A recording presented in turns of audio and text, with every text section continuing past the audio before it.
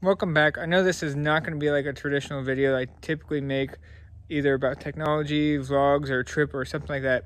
This is going to be something for me in the future, or maybe a predicament that you find yourself in.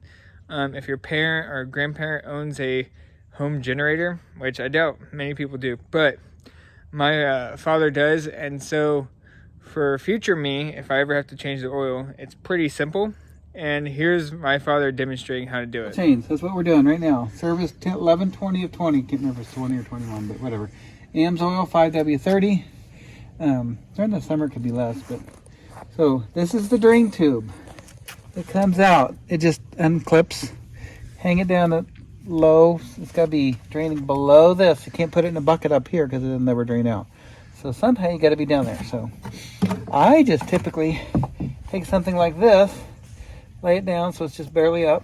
You only got to get a couple quarts out, so it's not that big a deal. Drains out. Pull this off. Disconnect right there. Pull this off, and then you change the filter. Put a genuine filter, Generac filter on it, and you put oil back in it. Now, obviously, just like a car, you're going to run it, make sure it's up where it's supposed to be, and call it good. And actually, it might already be there. I can't tell. So clean.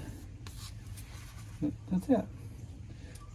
And the front of this just kind of pops off. It's kind of like that thing over there. And it just pops off, and you stick it back in there. And you set it back on auto. Yeah, obviously back on auto. So actually, we're going to start it too. Wow, actually, I think it's full. Then to do that, what do you got to do? Manual. You're going to go auto, manual.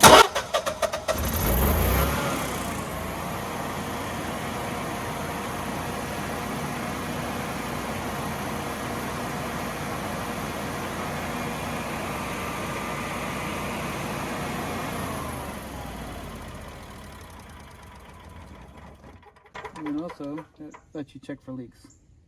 You know, like if your filter started leaking or something, if you didn't get it on tight enough.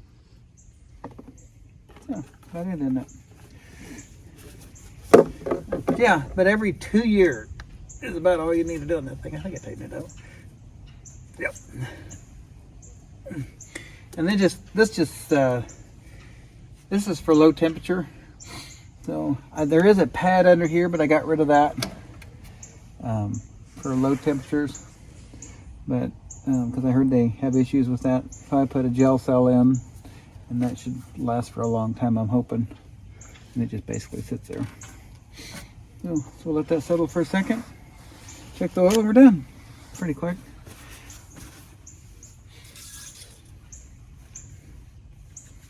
Any other question?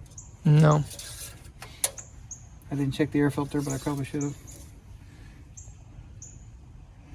And I can't tell where the oil is. Let me just check it later. Thank you. I know that wasn't probably helpful to most of you, but thank you for watching, and I'll catch you in the next one.